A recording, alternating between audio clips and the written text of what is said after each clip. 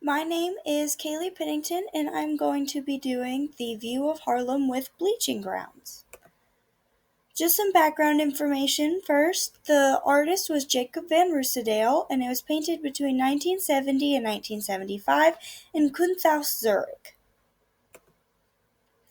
On the left-hand side is the original painting, and on the right is my recreation.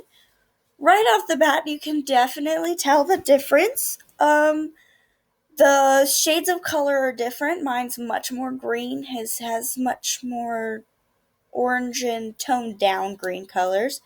It was very hard to mix the paint to get colors even close enough. I think the clouds are pretty close though, and his has much more detail. But I think I did the best I could. I think it's all right. Just my process of how I made this painting. I bought a canvas, some paint, and paintbrushes at Walmart.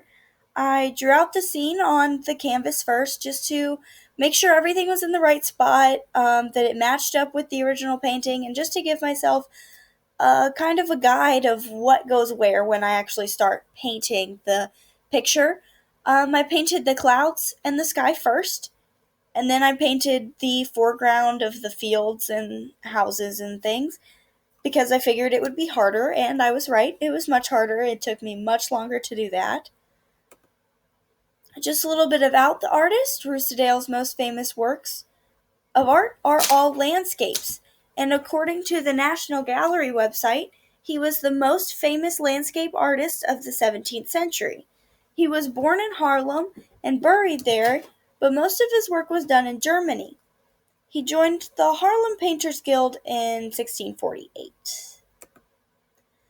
More about the painting. This is one of Roosendaal's most famous paintings.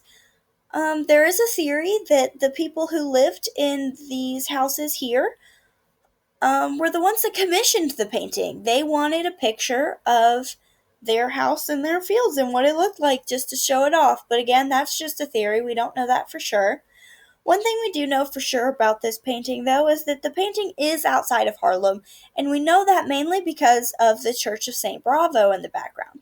On the left hand, I show you a picture of what the church looks like in real life, and here on the right, with all the arrows pointing to it, I show you where the church is, back here in the painting. Just some details about the painting. 70% of this painting is the sky and the clouds, so you could also technically call this painting a skyscape instead of just a landscape.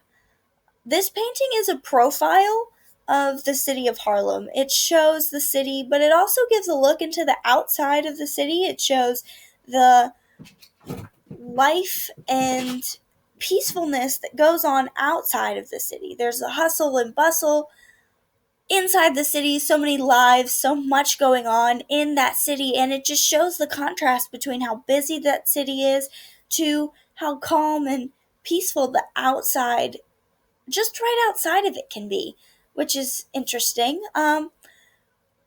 There's a partly cloudy sky in this painting, which helps the shadows and highlights on the ground really pop.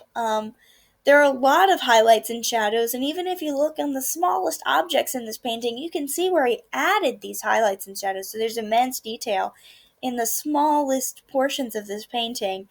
The shadow and highlights help your eyes move from the foreground to the background. You start off in these fields, and then you move to this tree line, and then to another set of fields, and then to another tree line, and then the city. Then you're in Haarlem. And those clouds that make up so much of this painting give you the feeling that you're in this peaceful, moving environment. And these are just my sources right here. The National Gallery in London, and a video that I got from Khan Academy. Thank you.